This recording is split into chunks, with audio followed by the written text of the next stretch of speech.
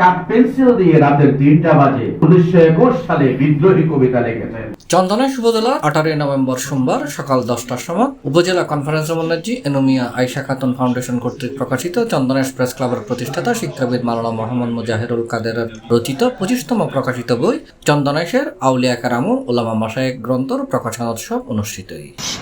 কোনো মহলুকাত কোনো সৃষ্টি হতো না।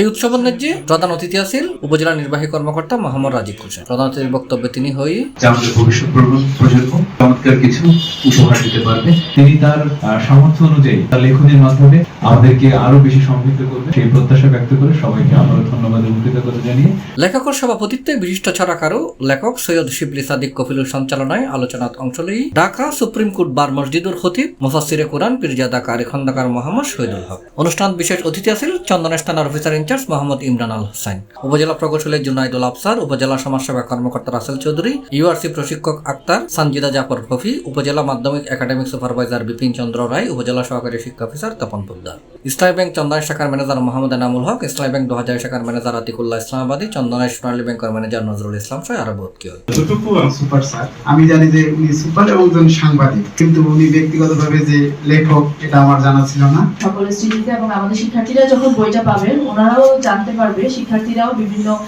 এই যে সকলের জীবনী সম্পর্কে জানতে পারবে। যে কবিতা লেখার কারণে তিনি অ্যারেস্ট হয়েছিলেন 1972 যে বিদ্রোহী কবিতা, বিদ্রোহী সুর শেষে মিলাদ কিয়ামত দোয়া মোনাজাতের মাধ্যমে অনুষ্ঠানের সমাপ্তি ঘটে।